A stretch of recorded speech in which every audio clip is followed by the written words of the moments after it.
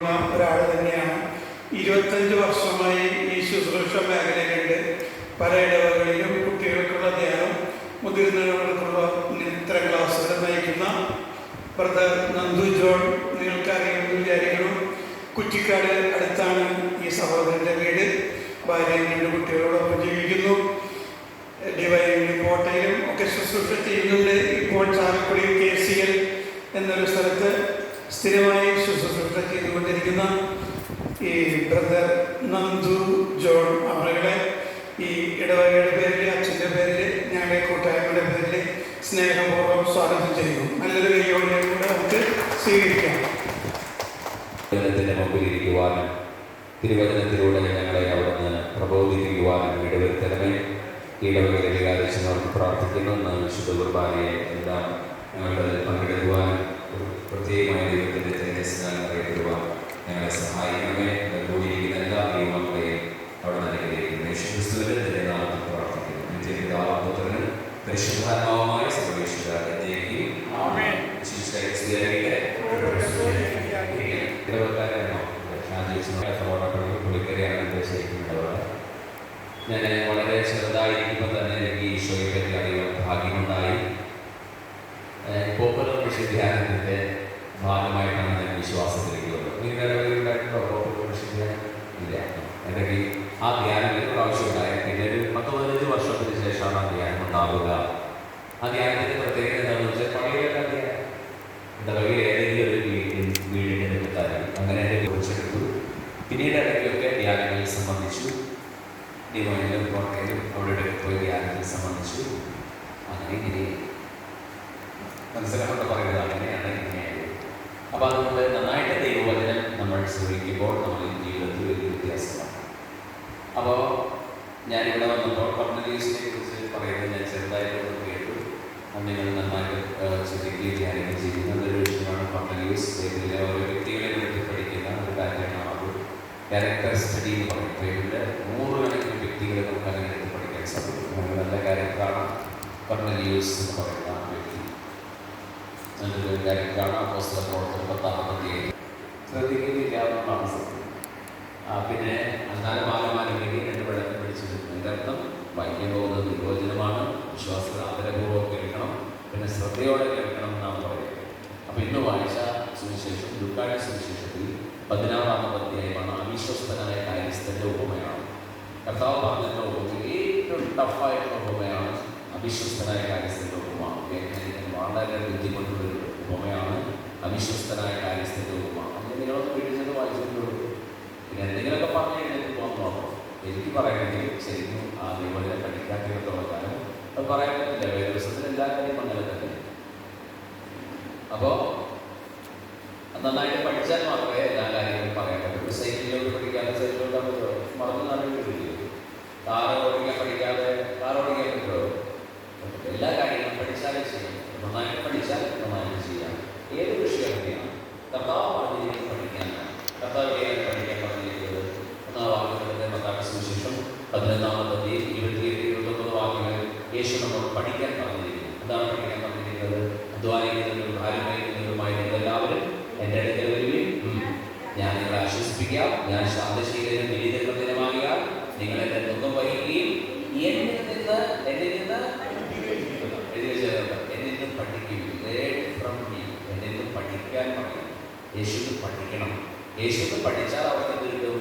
ആശ്വാസം കിട്ടും. എൻ്റെ അടുത്തേക്ക് ഒരു ഞാൻ വിശ്രമം തരാം, ആശ്വാസം തരാം, എൻ്റെ അടുത്തേക്ക് വരൂ എന്നാണ് കർത്താവ് പറയുന്നത്. യേശുവിന് പഠിച്ചാലാണ് ആശ്വാസം കിട്ടും. യേശുവിന് പഠിക്കണം. യേശുവിന് പഠിക്കണം. യേശുവിന് പഠിച്ച ധാരാളം ആളുകളെ കാണാം. ലൂക്കായുടെ സുവിശേഷം 10-ാം അധ്യായത്തിൻ്റെ 38-42 വരെ വാക്യങ്ങൾ. ലൂക്കായുടെ സുവിശേഷം 10-ാം അധ്യായത്തിൻ്റെ 38-42 വരെ വാക്യങ്ങൾ. അവിടെ നമുക്ക് കാണാം യേശുവിൻ്റെ റോഡിലൂടെ നടന്നു പോകുമ്പോൾ 2 സഹോദരിമാരെ യേശുവിനെ വിളിച്ചു. ആരായിരുന്നു 2 സഹോദരിമാർ? ഒരാൾ മർത്തയും ഒരാൾ മറിയയും. യേശുവിനെ വിളിച്ചു. ഇങ്ങനെ പറഞ്ഞാൽ കർത്താവ് വന്നിരിക്കും, ഒരു ഗ്ലാസ് ജ്യൂസ് കുടിക്കാം, ഗ്രേപ്പ് ജ്യൂസ് എന്നിട്ട് കുബൂസ് തിന്നാം. കർത്താവ് നല്ല ഭക്ഷണമല്ലേ കർത്താവിന് കൊടുക്കാൻ വിളിച്ചു. കർത്താവാണെങ്കിൽ ഭക്ഷണം കിട്ടിയിട്ടാത്ത ആളാണ്, നല്ല ഭക്ഷണം കഴിക്കുന്ന ആളാണ്. അതുകൊണ്ട് യേശുവിനെ കളിയാക്കി ഭോജനപ്രിയം കർത്താവിനെ കളിയാക്കി. കർത്താവ് പറയുന്നത് നല്ല ഭക്ഷണം കഴിക്കും. പിന്നെ നല്ല വസ്ത്രം ഇട്ട ആളാണ്. തെളിവ് യേശു ക്രിസ്തുവിനെ കുരിശിൽ തറയ്ക്കാൻ നേരത്ത് വസ്ത്രം തുന്നലില്ലാതെ നീരെടുത്ത വസ്ത്രമായിരുന്നു. നല്ല കൊള്ളാവുന്ന തുണിയായിരുന്നു. അതുകൊണ്ട് ആരും കീറിയില്ല. ഒരു നല്ല വസ്ത്രം നാളായിരുന്നു. ശരിയാ, നന്നായിട്ട് കഴിയുന്നതായിരുന്നു. അപ്പൊ കർത്താവ് അവിടേക്ക് വന്നപ്പോൾ കർത്താവിന് വേണ്ടി വലിയ സഹോദരിമാരെ വിളിച്ചു. കർത്താവ് ആ സെറ്റിൽ കയറിയിരുന്നു. ചെറുവെട്ടമുള്ള കർത്താവിനെ കാണിച്ചു കൊടുത്തിരുന്നു. ആരായിരുന്നു? പറയും. താടിക്ക് കൈ കൊടുത്തിരുന്നു. കർത്താവിനെ പറഞ്ഞെന്തെങ്കിലും പറയുന്നു. കർത്താവാണെങ്കിൽ അവരോട് സുവിശേഷ സന്ദേശം പറഞ്ഞു. മക്കളെ കർത്താവിനെ സ്നേഹിക്കുകയായിരുന്നു. അടുക്കളയിൽ കൊടുക്കണ്ടേ, ഒരു ഗസ്റ്റ് വന്നിരിക്കുന്നു കൊടുക്കണ്ടേ, അവളതൊക്കെ എടുത്ത് ജോലി ചെയ്തുകൊണ്ടിരിക്കുന്ന അവിടെ ശ്രദ്ധിച്ച് സഹോദരിയോട് പോയി നോക്കിയപ്പോൾ കർത്താവിന്റെ പാതാതിരിക്കുന്നു. അവിടെ വന്ന് കർത്താവിനോട് പറഞ്ഞു, കർത്താവ് ശുശ്രൂഷയ്ക്കായിട്ട് എന്റെ സഹോദരനെ നയിച്ചുകൊണ്ടിരിക്കുന്നതിലൂടെ അവളോട് എന്നെ സഹായിക്കാൻ തന്നെ പറയൂ. യേശു പറഞ്ഞു, മാതാ മാതാ, നീ പല കാര്യങ്ങളെക്കുറിച്ച് പരിഹരിച്ചതിൽ അസ്വസ്ഥമാണ്. ഒന്ന് മാത്രമേ ആവശ്യമുള്ളൂ. ദിവസമൊക്കെ വിളിക്കട്ടെ, ഒന്ന് മാത്രമേ ആവശ്യമുള്ളൂ. മറിയം നല്ല ഭാഗം തിരഞ്ഞെടുക്കും. ഏതാ നല്ല ഭാഗം? യേശുവിനെ പഠിക്കുക. രണ്ട് ഭാഗത്ത് ഞാൻ കാണിച്ചു പഠിക്കണം. എവിടെയാണ് ഒന്നാമത്തെ ഭാഗം? ഓർമ്മക്കുറവില്ലല്ലോ. ഓർമ്മക്കുറവുള്ള ഇരിക്കണം. അപ്പോൾ ഒന്നാമത്തെ കാര്യം ഞാൻ പറയാം, ഒന്നുകൂടെ പറയാം. ഒന്നാമത്തെ പഠിക്കാൻ പറഞ്ഞേ, 28-29 എൻ്റെ അടുത്ത് കൊണ്ട് പഠിക്കൂ. അപ്പോൾ ആശ്വാസം. രണ്ടാമത്തെ പഠിക്കാൻ പറഞ്ഞു, സുവിശേഷം 10-38 മുതൽ 42. മൂന്നാമത്തെ വാക്യം യോഹന്നാന്റെ സുവിശേഷം 6-45 വാക്യം എടുക്കൂ. യോഹന്നാൻ 6:45. എല്ലാവരും എടുക്കണം. ഫോണിൽ നോക്കിയോളൂ. ബൈബിൾ എടുക്കണം. യോഹന്നാന്റെ സുവിശേഷം 6:45 വാക്യം വായിച്ചോ. അവരെല്ലാവരും ദൈവത്താൽ പഠിപ്പിക്കപ്പെട്ടവരാകും എന്ന് പ്രവാചകൻ എന്നിവങ്ങളിൽ എഴുതപ്പെട്ടിരിക്കുന്നു. പിതാവിൽ നിന്ന് ശ്രവിക്കുകയും പഠിക്കുകയും ചെയ്തവരെല്ലാം അതിൻ്റെ അടുക്കൽ വരുന്നു. അവരെല്ലാം ദൈവത്താൽ പഠിപ്പിക്കപ്പെട്ടവരാകും. ആ വാക്യം അവരെല്ലാവരും ദൈവത്താൽ പഠിപ്പിക്കപ്പെട്ടവരാകും. ഏതാണ് ആ വാക്യം? 45 സ്റ്റാർട്ടിംഗ്. അവരെല്ലാവരും ദൈവത്താൽ പഠിപ്പിക്കപ്പെട്ടവരാകും. ദൈവത്തിന് പഠിക്കണം എന്നാണ് ദൈവം നമ്മളോട് പറയുന്നത്. ആളുകൾക്ക് പഠിക്കാൻ ഇഷ്ടമല്ല. പിന്നെയോ എല്ലാ ദിവസവും വേദപുസ്തകം മുത്താനാണ് ഇഷ്ടം. പക്ഷെ എന്ത് നടക്കില്ല? ദൈവത്തിന് പഠിക്കണം. അതുകൊണ്ടാണ് എല്ലാ ദിവസവും കുർബാനയിൽ വരുമ്പോൾ നല്ല ദൈവവചന ഭാഗം വായിച്ചു കേൾക്കുന്നത്. ഇന്ന് വായിച്ചു കേൾക്കുന്ന സുവിശേഷമാണ് ലൂക്കായുടെ സുവിശേഷം 16 അവിശ്വസ്തനായ കാര്യസ്ഥന്റെ ഉപമ. അതാണ് ഇന്ന് വായിച്ചു കേൾക്കുന്ന സുവിശേഷം, അവിശ്വസ്തനായ കാര്യസ്ഥന്റെ ഉപമ. ലേഖന ഭാഗം റോമാലേഖനം 8-ന്റെ 35 മുതലുള്ള വാക്യങ്ങളാണ് ഇന്ന് വായിച്ചു കേൾക്കുന്നത്. ലേഖനം റോമാലേഖനം 8 സുന്ദരമായ ഭാഗങ്ങളാണ്. എല്ലാ ദിവസവും കുർബാനയ്ക്കുമ്പോൾ ഞാൻ വളരെ ശ്രദ്ധിക്കും. കാരണം ആ സമയത്താണ് നമ്മുടെ ഓർമ്മയിലേക്ക് പോവാം. ആ സമയത്താണ് അടുക്കളയുടെ വാതിൽ അടച്ചാവോ, ഏതായാലും സ്ത്രീവധത്തിൽ പരിചയമില്ലാത്ത ആളാണല്ലോ എന്നൊക്കെ ചിന്തിക്കുന്ന സമയത്താണ്. അങ്ങനെ ചിന്തിക്കുന്നവർക്ക് പറഞ്ഞേ ഹല്ലേലൂയ. അങ്ങനെയുള്ളവരോട് പറഞ്ഞേ ഹല്ലേലൂയ. അപ്പൊ ഒത്തിരി കുറവായി. അപ്പൊ പ്രിയപ്പെട്ടവരെ, അതുകൊണ്ട് നല്ല ശ്രദ്ധ വേണം. പഠിക്കണമെന്ന് വേണം. കുട്ടികളോടൊക്കെ പറയില്ല, അവർ പറയും എന്ത് ചെയ്യും? ശ്രദ്ധിക്കണം. ഇവിടെ ശ്രദ്ധിച്ച് എത്ര പ്രാവശ്യം പറയണോ? ഞാൻ കോട്ടാക്കി സ്കൂളിൽ നിന്ന് വരുന്നുണ്ട്. കോട്ടാക്കി സ്കൂൾ സിസ്റ്റേഴ്സിന്റെ FCC കോൺഗ്രിഗേഷൻ്റെ സിസ്റ്റേഴ്സിന്റെ സ്കൂളിൽ ക്രിസ്ത്യാനി കുട്ടികൾക്ക് അവിടെ സിസ്റ്റേഴ്സ് തന്നെ ധ്യാനം നടത്തുന്നുണ്ട്. ഹിന്ദു കുട്ടികളോട് ഞാൻ സംസാരിക്കുന്നു. മുഴുവൻ സംസാരിച്ചു. ഇന്ന് കുറച്ച് സമയം കൂട്ടുകാരനെ വിളിച്ചിട്ട് ഞാൻ വന്നിട്ടുണ്ട്. വരേണ്ടതുണ്ട്. കുട്ടികളോട് 1 മണിക്കൂർ ക്ലാസ് എടുക്കണമെങ്കിൽ അരമണിക്കൂർ ശ്രദ്ധിക്കൂ, ഇങ്ങോട്ട് നോക്കൂ, പറയുന്ന ആശയങ്ങൾ ശ്രദ്ധിക്കൂ, റിപ്പീറ്റ് ചെയ്യൂ, പറയുന്ന ആശയങ്ങൾ എഴുതിയിരിക്കൂ. പല പ്രാവശ്യം പറയണം. അതിൽ വിഭിന്നമല്ല കുട്ടികളുടെ കാര്യം. ക്ലാസ്സിൽ എത്തുന്നവർക്ക് ആദ്യം മുതൽ ആരംഭം വരെ ശ്രദ്ധാപൂർവ്വം കേൾക്കുന്നവർക്ക് 4-5 നോട്ട് തരാമെന്ന് പറഞ്ഞാൽ ഈ കസേരയൊക്കെ നടന്നു വെച്ചാൽ ഇന്നിവിടെ ധ്യാനത്തിന് വരുന്നവർക്ക് 2000 രൂപ തരുമെന്ന് പറഞ്ഞാൽ ഓരോ ഒരു ഇടവക്കാർ ഓരോന്നോ സമീപ ഇടവക്കാർ ചോദിക്കും, ഞങ്ങളും വരുന്നവർക്ക് കൊടുക്കുള്ളൂ ചോദിക്കും. ഹിന്ദുക്കൾ ചോദിക്കും, വിജാതികൾക്ക് കൊടുക്കുള്ളൂ. ഈ കോപം നടത്താൻ പറയും. ഇപ്പോട്ടെ 1 ഗ്രാം സ്വർണ്ണം ചെയ്തോ? അതാ കാര്യം.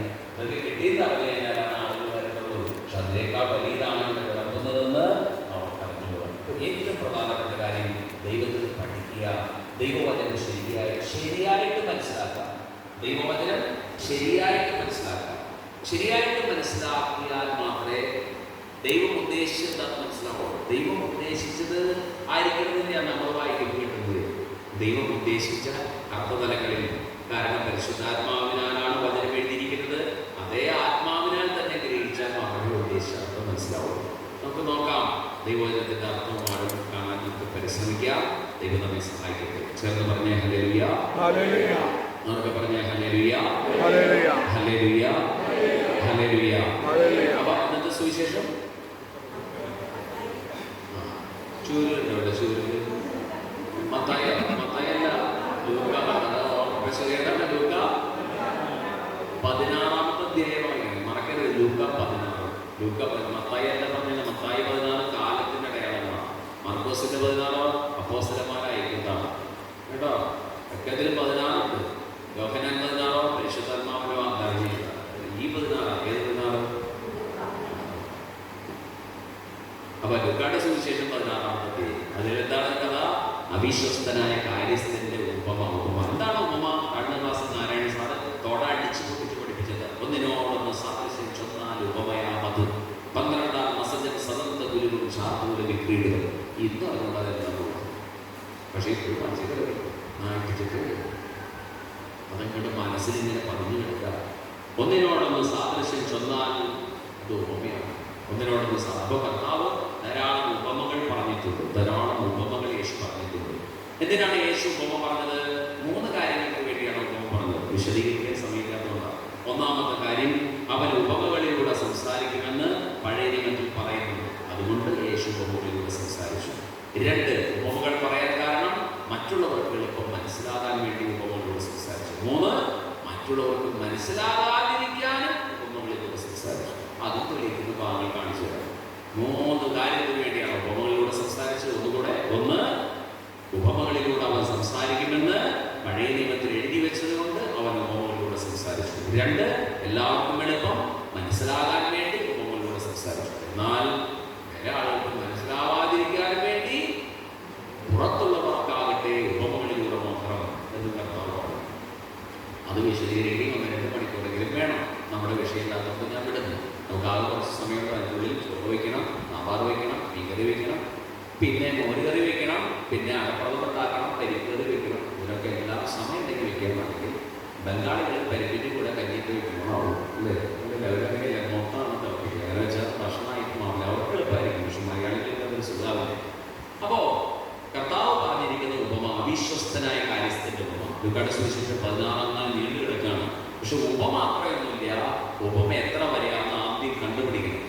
ഏതാണ് എടുക്കാമോ? ബൈബിളുള്ളവരെ എടുത്താൽ കൊള്ളാം. ലൂക്കായുടെ സുവിശേഷം 16-ാമത്തെ അധ്യായം, അവിശ്വസ്തനായ കാര്യസ്ഥന്റെ ഉപമ.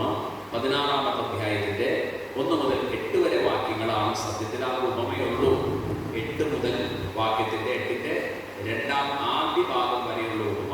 അത് കഴിഞ്ഞാൽ കഴിഞ്ഞു. പ്രശംസിച്ചു എന്ന് വരെയുള്ള ഉപമ.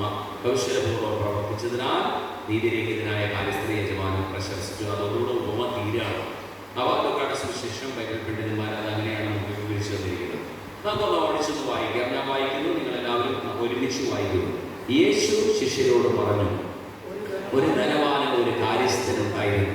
അവൻ സ്വത്ത് ദുർവ്യയം ചെയ്യുന്നതെന്ന് യജമാനന് പരാതി ലഭിച്ചു. യജമാനൻ അവനെ വിളിച്ചു ചോദിച്ചു, നിന്നെപ്പറ്റി ഞാൻ കേൾക്കുന്നത് എന്താണ്? നിന്റെ കാര്യസ്ഥതയുടെ കണക്ക് ബോധിപ്പിക്കുക. മേലിൽ നീ കാര്യസ്ഥനായിരിക്കാൻ പാടില്ല. ആ കാര്യസ്ഥൻ ആത്മകഥ ചെയ്തു. യജമാനൻ കാര്യസ്ഥത എന്നിൽ നിന്ന് എടുത്തു കളയുന്നതിനാൽ ഞാനിനി എന്ത് ചെയ്യും? കിളക്കാൻ എനിക്ക് ശക്തിയില്ല, വിഷയാക്കിക്കാൻ ലജ്ജ തോന്നുന്നു. എന്നാൽ യജമാനൻ കാര്യസ്ഥത എന്നിൽ നിന്ന് എടുത്തു കളയുമ്പോൾ ആളുകൾ തങ്ങളുടെ വീടുകളിൽ എന്നെ സ്വീകരിക്കേണ്ടതിന് എന്തു ചെയ്യണമെന്ന് എനിക്കറിയാം. യജമാനനിൽ നിന്ന് കടം വാങ്ങിയവർ ഓരോരുത്തരെ അവൻ വിളിച്ചു. ഒന്നാമനോട് അവൻ ചോദിച്ചു, നീ എന്റെ യജമാനന് എന്ത് കൊടുക്കാറുണ്ട്? അവൻ പറഞ്ഞു, 100 ബത്ത് എണ്ണ. ബത്ത് എന്ന് പറഞ്ഞ കുടം, 100 കുടം എണ്ണ. അവൻ പറഞ്ഞു, 100 ബത്ത് എണ്ണ. അവൻ പറഞ്ഞു, ഇതാ നിന്റെ പ്രമാണം. എടുത്ത് 50 ബത്ത് എന്ന് തിരുത്തി എഴുതുക, 50 കുടം എഴുതുക, കണക്ക് എഴുതുക. അനന്തരം അവൻ മറ്റൊരുവരോട് ചോദിച്ചു, നീ എന്ത് കടം പെട്ടിരിക്കുന്നു? അവൻ പറഞ്ഞു, 100 കോർ ഗോതമ്പ്. കോർ എന്ന് പറഞ്ഞു കഴിഞ്ഞാൽ പറ. 100 കോർ ഗോതമ്പ്, 100 പറ ഗോതമ്പ്. അവൻ പറഞ്ഞു, നിന്റെ പ്രമാണം എടുത്ത് 80 കോർ, 80 പറ എന്ന് തിരുത്തി എഴുതുക. അപശ്വരപൂർവ്വം പ്രവർത്തിച്ചതിനാൽ നീതിരഹിതനായ കാര്യസ്ഥനെ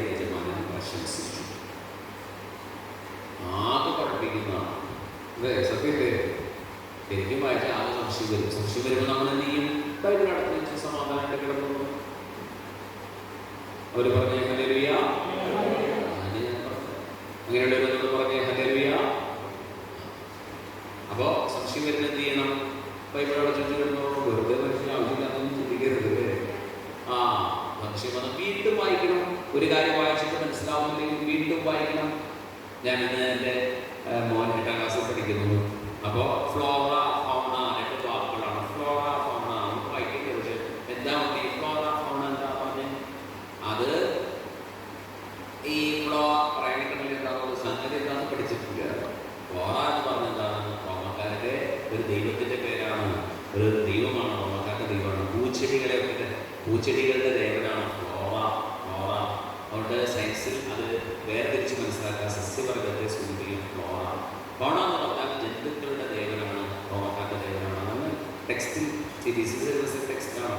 ആ ദൈവത്തിൻ്റെ പേരിൽ മൃഗജാലങ്ങളുടെ ദൈവമായിട്ടുള്ള ഒരു ഗോഡസിൻ്റെ പേരാണ് വിവരിച്ചു കൊടുത്തു. അതിൻ്റെ പ്രതീകമായിട്ടാണ് ഫ്ലോറ ഫൗണ. ചെടികളുടെ ഗ്രൂപ്പിനെ ഫ്ലോറ എന്നും ഫൗണ എന്ന് പറയുന്നത് ഈ മൃഗങ്ങളുടെ ഗ്രൂപ്പിനെയാണെന്ന് പറഞ്ഞ് തിരിച്ച് മനസ്സിലാക്കി വേർതിരിച്ച് കൊടുക്കണ്ടേ?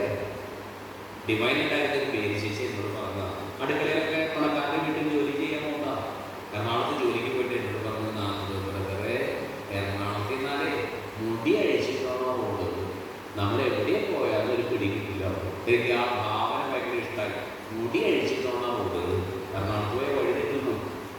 മുടി അഴിച്ചിട്ടാണോ പോകുന്നത്? ഇതുപോലെ ഈ പുസ്തകത്തിലേക്ക് ഇറങ്ങിയാലേ വഴി ശരിക്കും മനസ്സിലാക്കണം. അല്ലെങ്കിൽ ഏതെങ്കിലും പോയി കയറും. അതുകൊണ്ട് പുസ്തകം ശരിക്കും മനസ്സിലാക്കണം. ഈ 16-ാമത്തെ അധ്യായത്തിൽ എന്താ ഉപമ? അവിശ്വസ്തനായ കാര്യസ്ഥൻ. അവിശ്വസ്തത അതിൻ്റെ ഓപ്പോസിറ്റാണ് എന്തെന്ന്? വിശ്വസ്തത, ഫെയ്ത്ത്ഫുൾനെസ്. വിശ്വസ്തനായിരിക്കണം. ഇല്ലേ? മനുഷ്യൻ വിശ്വസ്തത ഉണ്ടാവണം. കുടുംബജീവിതത്തിൽ വിശ്വസ്തത ഉണ്ടാവണം. കല്യാണം കഴിച്ചിട്ടൊക്കെയാണ് വിശ്വസ്തനായിരിക്കണം. ദൈവത്തോട് വിശ്വസ്തനായിരിക്കണം. ഏൽപ്പിച്ച് ജോലി. ചില പണിക്കാരെ വീട്ടിൽ നിന്ന് നോക്കി അവരാരെങ്കിലുമില്ലേ നടുവെന്ന് പറയാൻ പറ്റില്ല. വെറുതെ ചേർക്കാമോ? ചിലരെ പണിക്കെടുക്കുന്നല്ലോ. അവർ താഴെ തുടങ്ങണം അല്ലേ? കഥകളും അടച്ചതിൻ്റെ സൈഡിലൊക്കെ അഴിമൊക്കെ തൂത്തുകളയും. കസേരയുടെ അടിയിലൊക്കെ തൂത്ത് വൃത്തിയേക്കും. നമ്മൾ പറയും ശരിയായിട്ട് പണിക്കെടുക്കുക. നല്ലോണം പണിയും. മറ്റുള്ള വിളിക്കണ്ട, കള്ളിയാണ്. നമുക്ക് അനങ്ങാൻ വയ്യ. അങ്ങനത്തെ ആളുകളെ കണ്ടിട്ടുണ്ടോ നിങ്ങൾ? തോന്നാൻ ശ്രദ്ധിക്കാറില്ലേ? പ്രിയപ്പെട്ടവരെ, അവനവനെ ഏൽപ്പിച്ച ജോലിയിൽ വിശ്വസ്തനായിരിക്കണം. വിശ്വസ്തത നമ്മുടെ മുഴുവൻ ശക്തിയും ഉപയോഗിച്ച്, മുഴുവൻ കഴിവും ഉപയോഗിച്ച് നമ്മളെ ദൈവം ഏൽപ്പിച്ച കാര്യങ്ങൾ ചെയ്യണം. അതാണ് ശരിക്കും അല്ലേ? ഒരു ഭാര്യയ്ക്ക് ഭാര്യയാണ്, പിന്നെയോ അമ്മയാണ്, പിന്നെയോ നാത്തൂനാണ്, പിന്നെയോ സഹോദരിയാണ്, പിന്നെയോ മരുമകളാണ്, പിന്നെയോ എന്തോരം റോള ചെയ്യാൻ. അതുപോലെ ഒരു പുരുഷൻ ഭർത്താവാണ്, പിന്നെയോ അപ്പനാണ്, പിന്നെയോ സഹോദരനാണ്, പിന്നെയോ ഒരു സുവിശേഷകനാണ്. അങ്ങനെ എന്തുമാത്രം റോളാണ്. ചില റോളൊക്കെ തെറ്റിയെ കളിക്കുന്നത്. അമ്മായിയും മരുമകളും റോള് തവിടുകൂടി. ആ റോള് നോക്കട്ട. നിങ്ങൾക്ക് വിഷമമുണ്ട് അങ്ങനെ പറയുന്നത്? ഒന്നുമുണ്ടല്ലോ. ഏത് റോളാണ് നമ്മൾ തെറ്റിച്ച് കളിക്കുന്നത് എന്ന് പറഞ്ഞാൽ ശരിക്കും എല്ലാവരും പോകുന്നത് ഏത് റോളാണെന്ന് നോക്കണം. അപ്പൊ ഇവിടെ ആരാണ് അവിശ്വസ്തനായ ഒരു കാര്യസ്ഥൻ? പുള്ളിക്കാരൻ പൈസയുടെ കാര്യങ്ങളൊക്കെ ചെയ്യുന്ന ആളാണ്. പക്ഷേ ഈ മുതലാളിക്ക് പരാതി കിട്ടി, നിങ്ങളുടെ വീട്ടിൽ അല്ലെങ്കിൽ നിങ്ങളെ ഏൽപ്പിച്ച് ജോലി ചെയ്യുന്ന കാര്യസ്ഥന് നേരാവണ്ണം വെച്ച് ചെയ്യണം. അപ്പോൾ പണമൊക്കെ കക്കേണ്ടത് പറഞ്ഞു. അപ്പോൾ യജമാനൻ വിളിച്ചു, നീ കണ്ടോന്നേ, നിന്റെ പണിയൊക്കെ നിർത്തി, പണിയൊക്കെ ഇഷ്ടമായി, ഈ പണിയൊന്നും വേണ്ടാട്ടോ, കണക്ക് കാണിക്കണ്ടോ? കണക്ക് കാണിച്ചു കഴിഞ്ഞാൽ അതിലെ ആളെ ഇറക്കി വിടാൻ തീരുമാനിച്ചു. കണക്കൊക്കെ ആളെ ഇറക്കി വിടാൻ തീരുമാനിച്ചു. അപ്പോൾ അദ്ദേഹം ചിന്തിക്കുകയാണ്, ഞാൻ പിന്നെ എന്ത് ചെയ്യും? കണക്കെടുത്താൽ തോന്നുവാണെങ്കിൽ പോലെയല്ലോ. ഇതിപ്പോൾ എന്നെ ഈ വയസ്സാകാലത്ത് എന്നിപ്പോൾ ഇറക്കി വിട്ടിട്ട് എന്ത് ചെയ്യും? അപ്പോൾ ആൾ ആലോചിക്കുകയാണ്. യജമാനനിൽ നിന്ന് പണം കടം വാങ്ങിയവരൊക്കെ ഓർത്തു. പണമായിട്ടും ഗോതമ്പായിട്ടും എണ്ണയായിട്ടൊക്കെ പലരും മേടിച്ചിട്ടുണ്ട്. ഇയാളാണ് മീഡിയേറ്റർ. ആര്? ഈ കാര്യസ്ഥൻ. പേരൊന്നും എഴുതിയിട്ടില്ല. ഇയാൾ വഴിയാണ് എല്ലാം കൊടുത്തത്. അപ്പോൾ 110 എണ്ണ മേടിച്ചേക്കാം. ഇപ്പം ബ്രദർ പേര് പറഞ്ഞല്ലോ, യേശു ബ്രദർ 110 എണ്ണ മേടിച്ചത്. 100 കുടം എണ്ണ എൻ്റെ യജമാൻ്റെ. ഞാൻ കാര്യസ്ഥൻ. ഞാൻ വന്നിട്ട് പറഞ്ഞു, ഈ 100 എണ്ണ മേടിച്ചില്ലേ കരാറ് മേടിച്ചിട്ട് ഞാനത് 50 തിരുത്തി. യേശുചേട്ടന് സന്തോഷമാണോ സങ്കടമാണോ? സന്തോഷം. നിങ്ങൾ കേൾക്കേണ്ടത് പകുതി മനസ്സിലാവില്ല. ഒരു നേരത്തെ 1 മണി മാത്രം ചെയ്യും. ഇത് മാത്രം ശ്രദ്ധിക്കുക. അപ്പോൾ സന്തോഷമല്ലേ? 100 കുടം എണ്ണ എൻ്റെ യജമാനന് മേടിച്ചേക്കാം. ഞാനാണ് കരാർ എഴുതിയത്. ഞാൻ എൻ്റെ ജോലിയിൽ പിരിച്ചു വിട്ടു. ഞാനിവിടെ ചെന്ന് കരാറെടുത്ത് കാണിച്ച് 100 വെട്ടിയാണോ തെറ്റി. ഞാൻ കണക്കെഴുതി അടുത്ത ആളുടെ അടുത്തേക്ക് വരും. അത് ആളുടെ അടുത്തേക്ക് ചെന്നു. എത്രയാണ്? അടുത്തെന്താണ്? എത്ര ഗോതമ്പാണ്? 100 പറയാണോ? നോക്കിക്കോ. 100 ഗോതമ്പ് മേടിച്ചത്. 100 പറ ഗോതമ്പ്. 100 പറ ഗോതമ്പല്ലേ? പേപ്പർ എടുക്കാൻ പറഞ്ഞു. പേപ്പർ എടുത്ത് ഞാൻ തിരുത്തി. എത്രയായി? 80 ഗോതമ്പ്. എല്ലാവർക്കും കളഞ്ഞു എഴുതി. എന്നെ ജോലി തിരിച്ചു വിട്ടു. പക്ഷെ എനിക്കൊരു പേടിയില്ല. കാരണം എന്താ? നാളെ വീട്ടിൽ ചെന്ന് കുറച്ച് കഴിഞ്ഞോട് പിടിക്കാം. കാരണം എന്താ? നമ്മൾ ഇടപാടുണ്ട് അല്ലേ? അവിടെ എനിക്ക് കയറിയില്ല. വയസ്സാം കാലത്ത് എനിക്ക് പണിയെടുക്കാൻ പോണ്ട. സ്വാഗത യജമാനും സ്വാഗതം മേടിച്ചത് എല്ലാം നടന്നു. ഇത് യജമാനം നടന്നു. യജമാനാകുമ്പോ അവസരപൂർവ്വം ഞാൻ പ്രവർത്തിച്ചതിനാൽ എന്നെ പ്രശംസിച്ചു. പ്രശംസിക്കാണോ വേണ്ടേ? ആണോ? ഒന്നില്ല അച്ചടി കശുവോ നല്ലത്, അല്ലെങ്കിൽ ഏതോ പറയാൻ പറ്റിയിട്ടുണ്ട്. അങ്ങനെ ചെയ്യണല്ലേ? അവസരപൂർവ്വം പ്രവർത്തിച്ചതിനാൽ യജമാനൻ കാര്യസ്ഥനെ പ്രശംസിച്ചു. ടഫായിട്ട് പറയുന്നത് വ്യാഖ്യാനിക്കാൻ ബുദ്ധിമുട്ടാണ്. തലേക്കയറി പറഞ്ഞിട്ട് തലേക്കയറിയോ? ഇതെങ്ങനെ ശരിയാക്കിയിരുന്നു?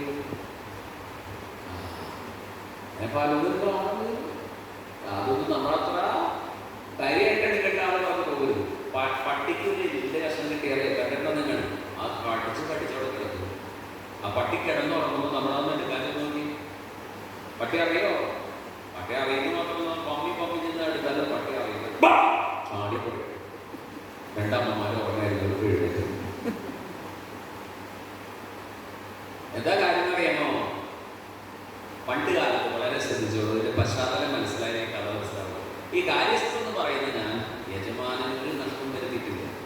കാരണം ശ്രദ്ധിച്ചോളൂ, ഞാൻ ഇവിടെ പുള്ളിക്കാരൻ 100 കുടം എണ്ണയല്ലേ മേടിച്ചാണ്. 100 10 എണ്ണ. അത് 100 10 മേടിച്ചിട്ടില്ല. 80 10 യജമാനേക്ക് മേടിച്ചിട്ടുള്ളൂ. 20 10 എൻ്റെ കാശാണ്, എൻ്റെ കമ്മീഷനും. അന്ന് ശമ്പളമില്ല.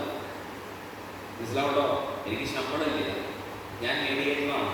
അപ്പം ഞാൻ പുള്ളിക്കാരൻ 80 മേടിച്ചിട്ടുണ്ടെങ്കിൽ 20 ഞാൻ കൂട്ടിയെഴുതുന്നതാണ്. നാട്ടാളോടുകൂടെ കൂട്ടിയെഴുതുന്നതാണ്. കാരണം എൻ്റെ കൂലിയാണ്. മനസ്സിലായോ? അപ്പൊ എൻ്റെ മാത്രം ഞാൻ വെട്ടിക്കളഞ്ഞു. യജമാനത്തെ നഷ്ടപ്പെടുത്തിയിരുന്നോ? മനസ്സിലാവട്ടോ?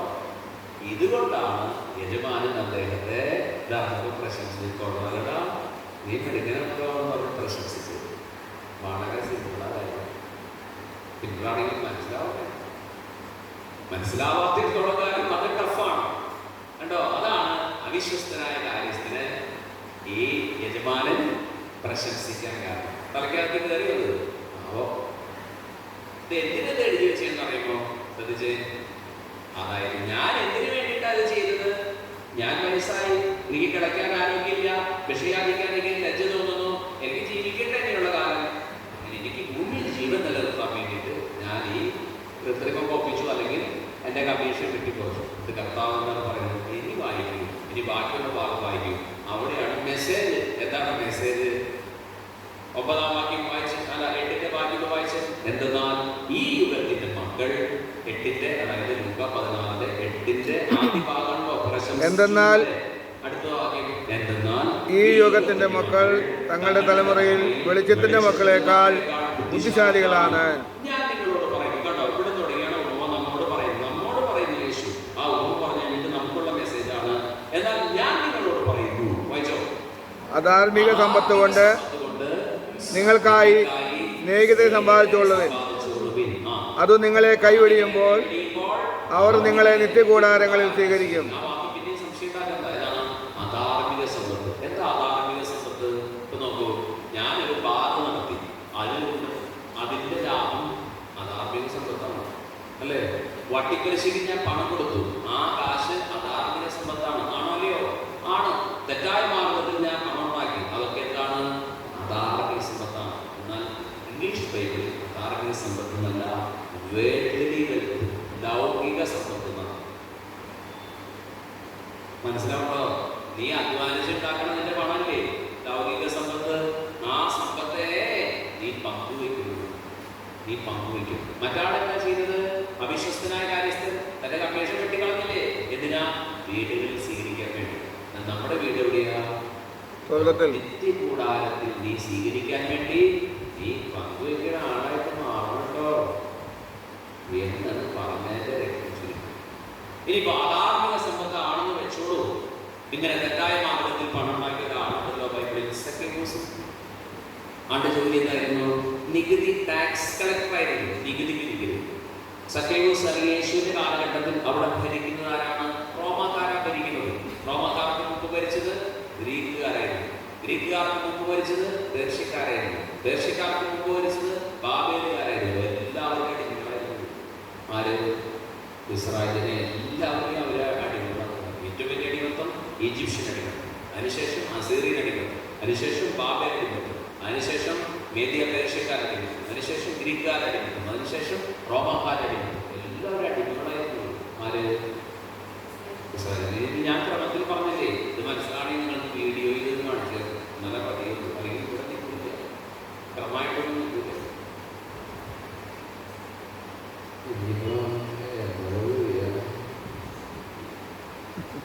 വേണമെന്ന് വെച്ചാൽ ചക്ക വീട്ടിലേക്കാക്കി. അങ്ങനെ പ്രായമൊന്നുമില്ല. തൊഴിലുറപ്പിന് പോകണമെന്ന് 80 വയസ്സായ ആൾക്കാരെ പോകണം.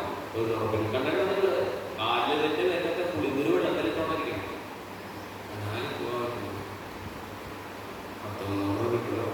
എവിടെയാണെങ്കിൽ നാളെ കിട്ടും.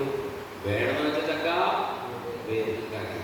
ഇനിയും പരിശ്രമിച്ചാലും ദൈവവചനം നന്നായിട്ട് കേൾക്കാൻ പഠിച്ചാലും. ഇന്നലെ 82 വയസ്സായ സ്ത്രീകളെ ഫോണിൽ വിളിച്ച് ദൈവവചനം 82 വയസ്സ് ടീച്ചറാണ്. ഇത് മുഴുവനായിട്ട് വിശ്വാസം അറിയണം. പുള്ളിക്കാരിക്ക് ബൈബിൾ പഠിക്കാൻ ആഗ്രഹം. അപ്പോൾ ഞാൻ 82 വയസ്സിന് ദാഹം കണ്ടോ? യൂറോപ്പിലൊക്കെ 82-85 വയസ്സായപ്പോൾ സൈക്കിളിൽ പിടിക്കുക. നമ്മളോ സൈക്കിളല്ല, പെട്ടിയിൽ കൊണ്ടുപോകണം. ഏതോ സെക്രട്ടേറിയ അപ്പോ നന്നായിട്ട് പഠിച്ചാൽ കൊള്ളാം. അപ്പോ പ്രിയപ്പെട്ടവരെ നന്നായിട്ട് പഠിക്കണം. അപ്പൊ ഇവിടെ എന്ത് പറ്റി? ഈ അവിശ്വസ്തരായ കാര്യസ്ഥരോട് പോയി അധാർമിക സമ്പത്ത്, അതാണ് പറഞ്ഞത്, അധാർമിക സമ്പത്തിന്റെ ഒരാളായിരുന്നു സക്കേവൂസ്. അല്ലേ? സക്കേവൂസ് ആരായിരുന്നു? ജോലി എന്താണ്? നികുതി പിരിക്കുന്ന ആളാണ്. റോമാക്കാർക്ക് വേണ്ടി യഹൂദരുടെ കയ്യിൽ നികുതി പിരിക്കുകയാണ്. അന്ന് ഭരിക്കുന്ന ആളുകൾ റോമാക്കാരാണല്ലോ. റോമാക്കാർക്ക് വേണ്ടി യഹൂദരുടെ നികുതി പിരിക്കും. ഇപ്പൊ ഞാൻ സക്കായിന്ന് വിചാരിച്ചോ, ഞാൻ യേശുമാരുടെ അടുത്ത് നിന്നിട്ട് 500 രൂപ കൊടുക്കണോ? 1000 പിടിച്ചു. എന്നിട്ടോ 500 രൂപ കോപ്പി അങ്ങനെയാണ് ഞാൻ വലിയ പണക്കാരനായത്. അപ്പോൾ പുള്ളിക്കാരൻ യേശുവിനെ പറ്റി കേട്ടപ്പോൾ ആ മരത്തിൻ്റെ മണ്ടയിൽ വലിയ കർത്താവിനെ കാണാം. തൊട്ട് താഴെ ഇപ്പോൾ ഒക്കെ പറഞ്ഞു ഒന്നറിയാമോ അത്ഭുതപ്പെട്ട പേരൊക്കെ പറഞ്ഞപ്പോഴേ അങ്ങനെ പുള്ളിക്കാരൻ കർത്താവിൻ്റെ കൂടെ കണ്ട് വീട്ടിലേക്ക് യാത്ര ചെയ്തു. വീടെത്തുമ്പോൾ പുള്ളിക്കാരൻ ആകെ അനുതാപം കൊണ്ട് പറഞ്ഞു. കർത്താവിനോട് പറഞ്ഞു, ഞാൻ പറ്റിച്ചെടുത്തു, വഞ്ചിച്ചെടുത്തു, 4 ഇരട്ടിയായിട്ട് കൊടുക്കണം. എൻ്റെ സ്വത്തിൽ പകുതി ദരിദ്രർക്ക് കൊടുക്കണം. കൊടുക്കുന്നുണ്ടോ? ഉണ്ടോ? അത് അധാർമിക സമ്പ്രദായത്തിൽ എല്ലാം വിട്ടുകിടന്നു. അപ്പൊ കർത്താവ് പറഞ്ഞു, അങ്ങനെയൊക്കെ രക്ഷപ്പെടാം. അപ്പോൾ ഞാൻ പോട്ടെ, കുർബാന കഴിഞ്ഞിട്ട് വീട്ടിലേക്ക് പോട്ടെ. കാരണം ചിലരെല്ലാം വിട്ടില്ല. 500-ന് 4 നോട്ട് ഇങ്ങോട്ട് കിട്ടുന്ന കാര്യം പറഞ്ഞിട്ട് എന്തൊരു സന്തോഷമായിരുന്നു. അങ്ങോട്ട് പറഞ്ഞു. അപ്പോൾ പൈസയുടെ കാര്യം മാത്രമല്ല പ്രിയപ്പെട്ടവരെ, ചില കാര്യങ്ങൾ വിടണം. വിടാതെ ദൈവം അനുഗ്രഹിക്കില്ല. പക്ഷെ അദ്ദേഹം സമ്പത്ത് കൊടുത്തിട്ടാണോ അദ്ദേഹത്തിന് രക്ഷ കിട്ടിയേ? ഇല്ലല്ല. എങ്ങനെയാണ് കന്യാവത്തായ ആ മരത്തിന്റെ മുകളിൽ നിന്നിട്ട് താഴേക്ക് ഇറങ്ങി വന്നതിനെ കുറിച്ചൊരു വാക്കിട്ട് പോയി. എങ്ങനെ ഇറങ്ങി വന്ന ആള് എന്ന് വായിച്ച ലൂക്ക 19:5 വാക്യം. ലൂക്ക 19:5 അല്ലേ? 5 വാക്യം ഒന്ന് വായിച്ച്. ലൂക്ക 19:5 വാക്യം ഒന്ന് വായിച്ചു നോക്കി. അവിടെ എത്തിയപ്പോൾ അവൻ മുകളിലേക്ക് നോക്കി പറഞ്ഞു, സക്കേവൂസ്, വേഗം ഇറങ്ങി വരിക, ഇന്ന് എനിക്ക് നിന്റെ വീട്ടിൽ താമസിക്കേണ്ടിയിരിക്കുന്നു. അവൻ തിടുക്കത്തിൽ ഇറങ്ങിച്ചെന്ന് സന്തോഷത്തോടെ അവനെ സ്വീകരിച്ചു. സന്തോഷത്തോടെ അവനെ സ്വീകരിച്ചു എന്ന് പറഞ്ഞ് അവൻ തിടുക്കത്തിൽ ഇറങ്ങി വന്ന് സന്തോഷത്തോടെ അവനെ സ്വീകരിച്ചു. സന്തോഷത്തോടെ അവനെ സ്വീകരിച്ചു പറയുന്നില്ല, അത് പറയുന്നില്ല. അവൻ തിടുക്കത്തിൽ ഇറങ്ങി വന്ന് സന്തോഷത്തോടെ അവനെ സ്വീകരിച്ചു. എവിടെ? വേഗം ഇറങ്ങി വന്നിട്ട് ആരെ സ്വീകരിച്ചു? യേശുവിനെ സ്വീകരിച്ചു. യേശുവിനെ സ്വീകരിക്കാതെ നിന്റെ പോക്കറ്റിലുള്ള ബാങ്കിലൊന്നും കൊടുത്തിട്ടൊന്നും രക്ഷപ്പെടുന്നു. അങ്ങനെ എളുപ്പമായോ? അക്കൗണ്ടിൽ കൊണ്ട് പൈസ കൊടുത്താൽ പോലെ എൻ്റെ കാര്യം സീറ്റ് ഓർമ്മിക്കാറോ?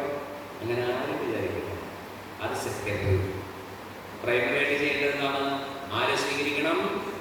യേശുവിനെ ഹൃദയത്തിൽ സ്വീകരിക്കണം. ആ വാക്ക് ആരും പറയാറില്ല. ഇതാ പറയാറുള്ളത്. 4 കൊടുത്തു, സ്വത്തിൽ 10 കൊടുത്തു, രക്ഷപ്പെട്ടു. തെറ്റ്. അതിന് മുമ്പ് എന്ത് പറയണം? യേശുവിനെ സ്വീകരിക്കും. കൊർന്നേലിയോസിന്റെ കാര്യം എന്താ സംഭവിച്ചേ? കൊർന്നേലിയോസിന് 6 ഗുണങ്ങളുണ്ട്. എഴുതി വെച്ചിട്ട് 6 ഗുണങ്ങൾ. എന്തായിരുന്നു?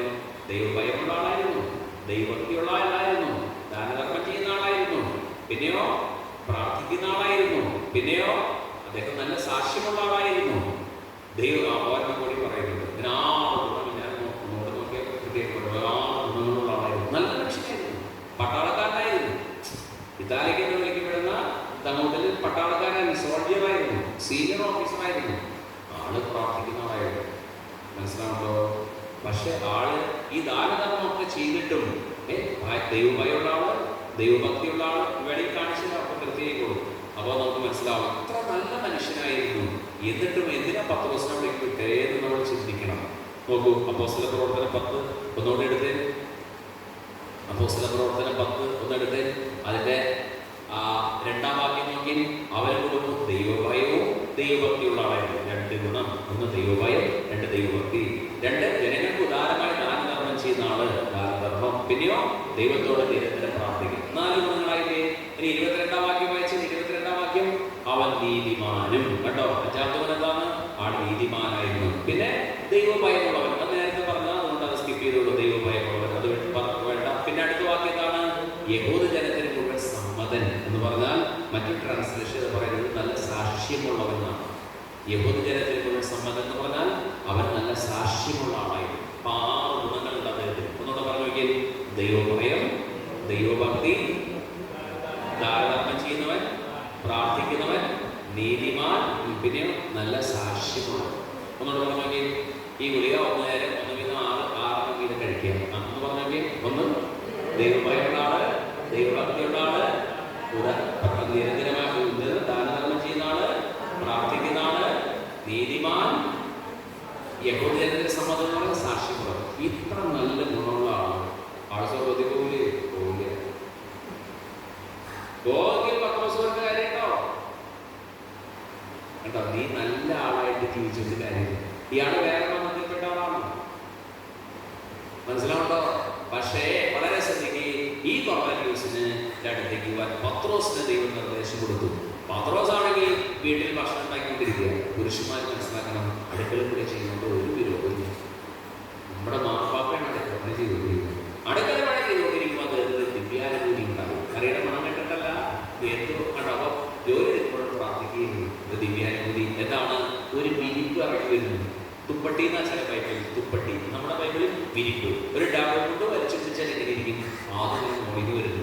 അതിൻ്റെ ഉള്ളിൽ പട്ടിയുണ്ട്, പാറ്റിയുണ്ട്, പഴുതാരയുണ്ട്, എല്ലാ ജീവികളും കൊണ്ട് വന്നു. ദർശനം കാണുക. മറ്റൊരു സ്ഥലം കേട്ടു, പത്രോസ് നീ വേക്കൊന്നും പത്രോസ് പറഞ്ഞു, ഞാൻ അശുദ്ധമായിട്ടുള്ള തിന്നില്ല എന്ന് പറഞ്ഞു. കാരണം ലേവ്യ പുസ്തകത്തിൽ നിയമമുണ്ട് ശുദ്ധവും അശുദ്ധവുമായ ജീവികളെ കുറിച്ച്. അപ്പൊ ആ ജീവികളിൽ കാക്കയെ ഭക്ഷിക്കാൻ പാടില്ല. മനസ്സിലായില്ലേ? ഇതുപോലെ പന്നിയിറച്ചി ഭക്ഷിക്കാൻ പാടില്ല. ഇങ്ങനെ പല ജീവികളെയും പറയുന്നുണ്ട്. അതിന്റെ കാരണങ്ങൾ പഠിക്കണമെങ്കിൽ വേറെ ക്ലാസ് കിട്ടി വരും. എന്തുകൊണ്ടാണ്? 14-ാം നൂറ്റാണ്ടിൽ യൂറോപ്പിൽ ആളുകൾക്ക് പ്ലേഗ് രോഗം വന്ന് മരിച്ചു. ഓരോക്കെ ചത്തില്ല. കാരണം എന്താ പറയുമോ? ഇതിൽ പറയുന്ന നിയമങ്ങൾ പാലിച്ചിരുന്നു. അതൊരു ചത്തില്ല. മനസ്സിലാവുണ്ടോ? പക്ഷെ ആളുകൾ തന്നെ തിരിച്ച് 10 വർഷം ആളുകളൊന്നും മരിച്ചു എന്ന് പറഞ്ഞാൽ അന്ന് ആളുകളുടെ എണ്ണം ഭയങ്കര മരണമാണ് നടന്നത്. ഓരോ യഹൂദനും മരിച്ചില്ല. കാരണം അവർ ഈ ശാരീരിക ശുദ്ധിയുടെ കാര്യത്തിലും ഭക്ഷണക്രമത്തിലും നന്നായിട്ട് ആളുകളായിട്ട്. പക്ഷെ അവരാളുകളൊക്കെ കാരണക്കാരെന്ന് പറഞ്ഞ് മനുഷ്യരെ അവരെ ഉപദ്രവിച്ചു. അത് വേറെ കാര്യം. എന്താണെങ്കിലും ഇവിടെ നമ്മൾ കാണുന്നു 3 പ്രാവശ്യം ദർശനം ആവർത്തിച്ച് ഇരിപ്പ് താഴേക്ക് വരുന്നതും പിന്നെ ഒരു പത്രോസെ നീ വരുന്നത് ഞാൻ പറഞ്ഞു. അപ്പൊ ദൈവം പത്രോസ് പറഞ്ഞു, ഞാൻ തിന്നില്ല, അശുദ്ധമായില്ലെന്ന് പറഞ്ഞു. അപ്പോൾ ദൈവം ഒരു വാക്ക് പറഞ്ഞു, ദൈവം വിശുദ്ധീകരിച്ചതിനെ നീ മലിനമെന്ന് വിളിക്കരുത്. എന്താ അർത്ഥം പറയുമോ? ഈ വിരിപ്പിലിറങ്ങുന്ന ജീവികളല്ല, ലോകത്തിലെ വിവിധ തരത്തിലുള്ള മനുഷ്യരെ കാണിച്ച് മതങ്ങളിൽ, വ്യത്യസ്ത മതങ്ങളിൽപ്പെട്ടവരെ അവരെ യേശുക്രിസ്തു ക്രൂശിൽ ധരിച്ച് ദൈവത്തിന്റെ ഭാഗത്ത് അവരെ വിശുദ്ധീകരിച്ചേക്കാം. ഏതിനെ കുറ്റം പറയാൻ? അതാണ് ദൈവം ഉദ്ദേശിച്ചത്. ഈ അടുത്ത കഴിഞ്ഞ നൂറ്റാണ്ടിലാണ് ഗുരുസ്വാമി പറഞ്ഞത്, ഒരു ജാതി, ഒരു മതം, ഒരു ദൈവം പരിശുദ്ധ. 2000 വർഷങ്ങൾക്ക് മുമ്പ് വേദപുസ്തകത്തിൽ എഴുതി വെച്ചു, ദൈവം വിശുദ്ധീകരിച്ചതിനെ നീ മലിനമെന്ന് വിളിക്കരുത്. പത്രോസിന് അത് മനസ്സിലായി. ആ സമയത്ത് കൊർന്നേലിയൂസിന്റെ വീട്ടിൽ ഒരു ദർശനം ഉണ്ടായി. ഒരു ദൈവദൂതൻ അവൻ പ്രത്യക്ഷപ്പെട്ടു. 6 ഗുണങ്ങളുണ്ടല്ലോ, ആ 6 ഗുണങ്ങളുള്ള അദ്ദേഹത്തിന് ദൈവദൂതൻ പ്രത്യക്ഷപ്പെട്ട് പറഞ്ഞു, പത്രോസ് എന്ന് വിളിക്കപ്പെടുന്ന ഒരാളുണ്ട്, കടൽ തീരത്ത് ഒരു ശിമയോൻ എന്ന് പറഞ്ഞ ഒരാളുടെ വീട്ടിൽ വാടകയ്ക്ക് താമസിക്കുന്ന അവിടെ ചെല്ലാൻ പറഞ്ഞു. പട്ടാളക്കാരൻ 2-3 പേരെ ഏർപ്പെടുത്തിട്ട് പറഞ്ഞു, ആ കടൽ തീരത്ത് ചെല്ലുക, അവിടെ ശിമയൻ, തുകൽപ്പണിക്കാരൻ ശിമയനുണ്ട്, അവന്റെ വീട്ടിൽ താമസിക്കുന്നു പറഞ്ഞു. അപ്പൊ പത്രോസ് ഈ ദർശനം കണ്ട് അന്താളിച്ച് നിൽക്കുകയാണ്. വീടിന്റെ ഗേറ്റിലേക്ക് ആരോ വിളിക്കുന്നു, പത്രോസ് കോളേജിൽ നിലനിർത്തുന്നു. പത്രോസ്, ആരാ നിങ്ങൾ? പക്ഷെ കർത്താവിന്റെ പരിശുദ്ധാത്മാവ് പത്രോസിനോട് പറഞ്ഞു, ഒരു ആശങ്ക കൂടാതെ അവരുടെ കൂടെ കൊള്ളാമോ. എന്താ ആശങ്ക എന്ന് പറയുമ്പോൾ, മറ്റു മതങ്ങളിൽ പെട്ടവരുടെ വീട്ടിൽ ആര് പോകില്ല? യഹൂദര് പോകില്ല. പത്രോസ് യഹൂദനല്ലേ, പോവാൻ മടി, പോവില്ല എന്നറിയാം. അതുകൊണ്ട് ദർശനം കാണിച്ചത്. ഏത് ദർശനം? ഡെവലപ്മെന്റ്, അതിലുള്ള ജീവികൾ. ഈ ജീവികളൊക്കെ ആരെ സൂചിപ്പിക്കുന്നത്? ഓരോ മതത്തിൽപ്പെട്ട ആളാണ്. പത്രോസിന് മനസ്സിലായി, അവർ ഈ കർത്താവിന്റെ മക്കളാണ്, അവരിടക്കിലേക്ക് പോകണം, സുവിശേഷം പ്രസംഗിക്കുന്നു പറഞ്ഞു. പത്രോസ് അവിടേക്ക് ചെന്നു. വലിയ തലകേറ പറഞ്ഞത്. പത്രോസ് അവിടെ ചെന്നപ്പോ അവിടെ എന്നെ പോലുള്ള ജാതിയിലില്ലേ, ഞാൻ വണ്ടിരിക്കുമ്പോൾ അവിടെ എല്ലാവരും കൂടി ഇരിക്കുകയാണ്. പത്രോസ് അവിടെ ചെന്ന് പ്രസംഗിച്ചു. എന്താ പ്രസംഗിച്ചേ? കുടികൊഴിച്ചിൽ മാറും, ഗ്യാസ് മാറും, മൂലക്കുരു മാറും, ഗൾഫിലേക്ക് പോകാൻ പൈസ തടസ്സം മാറും, അതാണ് പറഞ്ഞേ. അല്ല, അങ്ങനെയുള്ള പിന്നെ ലാളവൈദ്യനല്ല യേശു, അതൊന്നല്ല പറഞ്ഞത്. പിന്നെയോ, യേശു ക്രിസ്തു നിങ്ങൾക്ക് വേണ്ടി കൂടിയാണ് കുരിശിൽ മരിച്ചത്. യേശുവിന്റെ ജനനം, യേശുവിന്റെ മരണം, യേശുവിന്റെ ഉത്ഥാനം അവിടെ പ്രസംഗിച്ചു. പറ്റി പത്രോസ് പറഞ്ഞുകൊണ്ടിരുന്നപ്പോൾ കേട്ടുകൊണ്ടിരുന്നവരുടെ മേൽ പരിശുദ്ധാത്മാവ് വന്നു. അതാണ് അവരുടെ ഭാഷ പ്രാർത്ഥിക്കാൻ തുടങ്ങി. പത്രോസിന് എപ്പോഴാണ് പരിശുദ്ധാത്മാവിനെ കിട്ടിയേ? മാമോദീസ മുങ്ങി, പെന്തക്കോസ്ത് നല്ല കിട്ടിയേ. ഇവിടെ 3 ആണ്ട് പരിശുദ്ധാത്മാവിനെ കിട്ടിയത്. കർത്താവിന് മുക്കിട്ട് കൊടുക്കാൻ അറിയാം, പറ. അപ്പൊ മുക്കാട്ട് കിട്ടിയവരെ പ്രതി മുങ്ങിയവര് വിഷമിച്ചിട്ട് കാര്യമില്ല.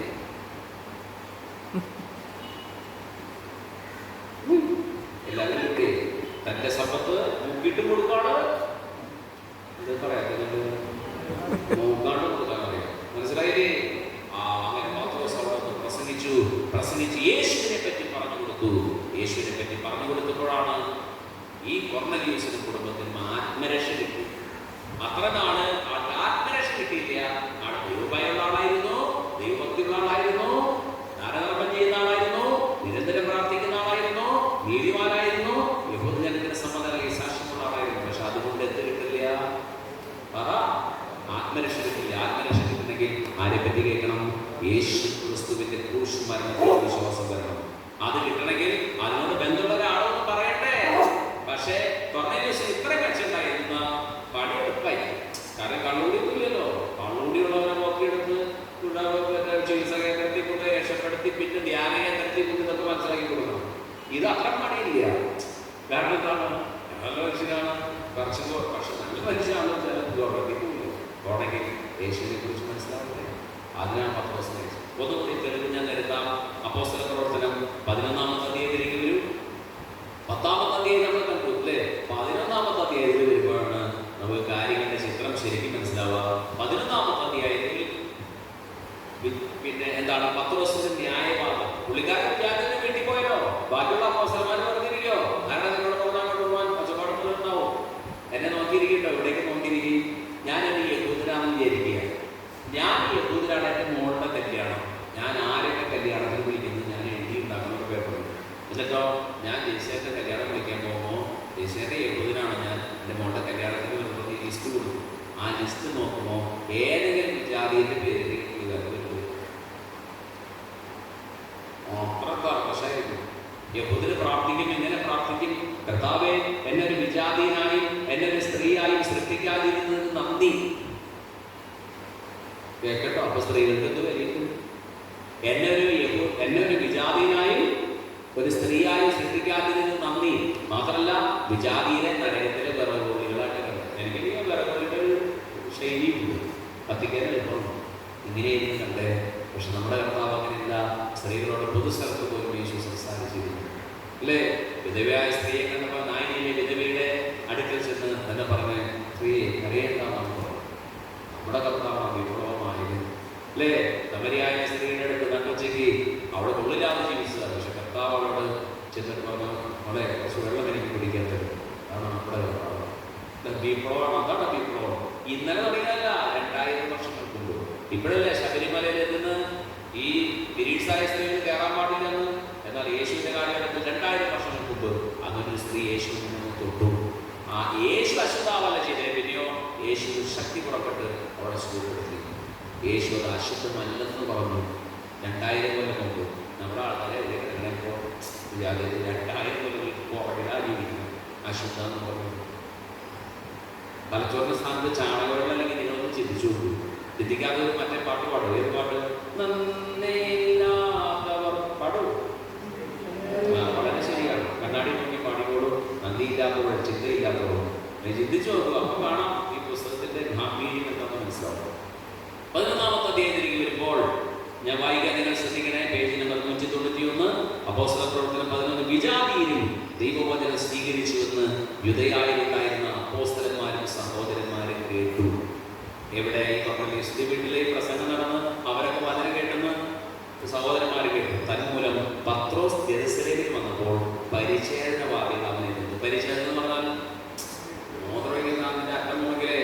സർക്കംസിഷൻ എന്ന് പറഞ്ഞാൽ പരിച്ഛേദന എന്ന് പറഞ്ഞാൽ സുന്നത്ത് ചെയ്യാറോടെയല്ലേ? യഹൂദന്മാരെല്ലാം ചെയ്തിട്ടുണ്ട്, യേശുവിന്റെ ചെയ്തിട്ടുണ്ട്. 8-ാം ദിവസം പരിച്ഛേദന കർമ്മത്തിനുണ്ടായില്ലേ? അതാണ് പരിച്ഛേദനവാദികൾ. അതാണ് എഴുതിയത്. അഗ്രചർമ്മം ചെയ്തെങ്കിൽ കട്ട് ചെയ്ത് കളയുന്നതാണ്. പരിച്ഛേദനവാദികൾ അവനെ എതിർത്തു, യഹൂദന്മാരെ എതിർത്തു. എന്തിനെ എതിർത്ത് എന്ന് പറഞ്ഞാൽ ഇതിനോട് ആരാ പറഞ്ഞ വിചാരത്തിന് വേണ്ടി പോവാൻ? ഇതൊക്കെ പറഞ്ഞ് എതിർത്തു പത്രോസ്. അവൻ ചോദിച്ചു, അപരിച്ഛേദരുടെ അടുക്കൽ നീ പോവുകയും അവരോടൊപ്പം ഭക്ഷണം കഴിക്കുകയും ചെയ്തതുകൊണ്ട് എന്താ ചോദിക്കുന്നുണ്ടോ? പത്രോസ് അവരോട് എല്ലാം ക്രമമായി വിശദീകരിക്കാൻ തുടങ്ങി. ഞാൻ യോപ്പ നഗരത്തിൽ പ്രാർത്ഥിച്ചുകൊണ്ടിരിക്കുകയായിരുന്നു. അപ്പോൾ എനിക്കൊരു ദിവ്യാനുഭൂതി ദർശനമുണ്ടായിരുന്നു. സ്വർഗത്തിൽ വലിയ വിരിപ്പ് പോലെ ഒരു പാത്രം 4 കോണിൽ പിടിച്ചിറക്കുന്നത് ഞാൻ കണ്ടു. അതെൻ്റെ അടുത്ത് വന്നു. ഞാൻ സൂക്ഷിച്ചു നോക്കിയപ്പോൾ അതിൽ ഭൂമിയിലെ നാൽക്കാലികളെയും വന്യമൃഗങ്ങളെയും ഇഴജന്തുക്കളെയും ആകാശപ്പറവുകളെയും കണ്ടു. എന്നോട് സംസാരിക്കുന്ന ഒരു സ്വരം ഞാൻ കേട്ടു, പത്രോസേ, എഴുന്നേൽക്കുക, നീ കൊന്നു ഭക്ഷിക്കുക. അപ്പോൾ ഞാൻ മറുപടി പറഞ്ഞു, കർത്താവേ, ഒരിക്കലുമില്ല. ഹീനമോ അശുദ്ധമായ യാതൊന്നും ഞാൻ ഒരിക്കലും ഭക്ഷിച്ചിട്ടില്ല. സ്വർഗത്തിൽ നിന്ന് 2ാമതും ആ സ്വരം പറഞ്ഞു, ദൈവം വിശുദ്ധീകരിച്ചതിൽ നീ മലിനം വിളിക്കരുത്. 3-ാം പ്രാവശ്യം ഇങ്ങനെ സംഭവിച്ചു. പിന്നീട് എല്ലാം സ്വർഗത്തിലേക്ക് തിരിച്ചെടുക്കപ്പെട്ടു. അപ്പോൾ തന്നെ കേസറയായി നിന്ന് അടുക്കൽ അയക്കപ്പെട്ട 3 പേർ ഞാൻ താമസിച്ചിരുന്ന വീട്ടിലെത്തി. ഒരു സന്ദേഹവും കൂടാതെ അവരോടൊപ്പം പോകാൻ എനിക്ക് ആത്മാവിന്റെ നിർദ്ദേശമുണ്ടായി. ഈ 6 സഹോദരന്മാരും എന്നെ അനുയാത്ര ചെയ്തു. ഞങ്ങൾ ആ മനുഷ്യന്റെ വീട്ടിൽ പ്രവേശിച്ചു. തന്റെ ഭവനത്തിൽ ഒരു ദൂതൻ നിൽക്കുന്നതായി കണ്ടുവെന്നും അവൻ ഇങ്ങനെ അറിയിച്ചുവെന്നും അവൻ പറഞ്ഞു, യോപ്പായിലേക്ക് ആളയച്ച് പത്രോസിൽ വിളിക്കപ്പെടുന്ന ശിമയോനെ വരുത്തുക. അടുത്ത വാക്ക് ശ്രദ്ധിച്ച് 14-ാം വാക്യം നിങ്ങളെല്ലാവരും കൂടി വായിച്ച്, നിനക്കും നിന്റെ ഭവനത്തിന് മുഴുവനും രക്ഷ കിട്ടുന്നതിനുള്ള കാര്യങ്ങൾ അവൻ നിന്നോട് പറഞ്ഞു. കണ്ടോ? ദൈവദൂതൻ എന്താ പത്രോസിനോട് പറഞ്ഞേ? നിനക്കും നിന്റെ ഭവനത്തിന് മുഴുവൻ എന്ത് കിട്ടുന്ന കാര്യങ്ങൾ? രക്ഷ കിട്ടുന്ന കാര്യങ്ങൾ. അപ്പൊ അതിന്റെ അർത്ഥം എന്താണ്? ഇയാൾക്ക് 6 ഗുണങ്ങൾ ഉണ്ടായിരുന്നല്ലോ. ദൈവഭയമുള്ള ആളായിരുന്നു, ദൈവഭക്തിയുള്ള ആളായിരുന്നു, ദാനധർമ്മം ചെയ്യുന്ന ആളായിരുന്നു, പ്രാർത്ഥിക്കുന്ന ആളായിരുന്നു, നീതിമാനായിരുന്നു, യഹൂദജനത്തിന് സംബന്ധിച്ചുള്ള സാക്ഷ്യമുള്ള ആളായിരുന്നു. പക്ഷെ എന്ത് കിട്ടിയില്ല? അതാണ് ഇന്നത്തെ സന്ദേശം. ഇതാണ് രക്ഷ കിട്ടണമെങ്കിൽ നിന്റെ നെഞ്ചിൽ യേശുവിനെ രക്ഷകനും കർത്താവുമായി ഹൃദയത്തിൽ സ്വീകരിക്കും. അങ്ങനെ ആര് ഹൃദയത്തിൽ സ്വീകരിക്കുന്നോ അവർക്കാണ് രക്ഷ കിട്ടുക. അതാണ് എൻ്റെ ബേസ്. ആദ്യം കിട്ടിയതിന് ശേഷമാണ്. അതാണ് സക്കായിയോസിന് കിട്ടിയത്. സക്കായി എന്താണ് ചെയ്തത്? പിന്നെ തിടുക്കത്തിൽ ഇറങ്ങി വന്ന് സന്തോഷത്തോടെ അവനെ സ്വീകരിച്ചു. ഇതാണ് നമ്മുടെ യുവതീവാക്കൾക്കും കുട്ടികൾക്കും നമ്മുടെ രൂപത്തിൽ എത്ര പള്ളികളാണ്? 150 ഈ പള്ളികളിലൊക്കെ നമ്മൾ ചെയ്യാൻ പറയാറുള്ളത് എന്ത് സന്ദേശമാണ്? രക്ഷയെക്കുറിച്ച്. മുടി കൊഴിച്ചിലല്ല, മൂലക്കുരുവല്ല, പിന്നെന്താണ്? പിന്നെ ഗൾഫിക്ക് പോകാനുള്ള വിസ തടസ്സമല്ല, ഇതൊന്നുമല്ല. നമുക്ക് അപ്പോസ്തലന്മാർ പറഞ്ഞ കാര്യം എന്താണ്? യേശുവിനെ ഹൃദയത്തിൽ സ്വീകരിക്കുക. യേശുവിന് വേണ്ടി നിന്റെ ഹൃദയം ഒരുക്കിയിട്ടുണ്ടോ? യേശുവിനെയാണോ നിന്റെ ഹൃദയത്തിൽ? ഇപ്പൊ പല അമ്മമാർക്കും മക്കളൊക്കെ പ്രസവിച്ച് അവരെ വളർത്തി അവരൊക്കെ വിദേശത്തേക്ക് പോയി അവരുടെ കുട്ടികളെ നോക്കിക്കൊണ്ടിരിക്കും.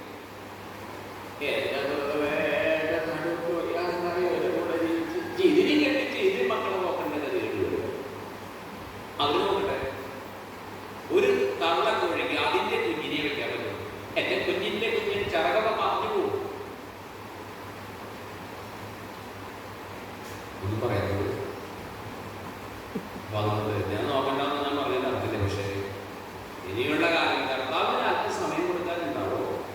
ഏറ്റവും പ്രധാനപ്പെട്ട കാര്യമാണ്.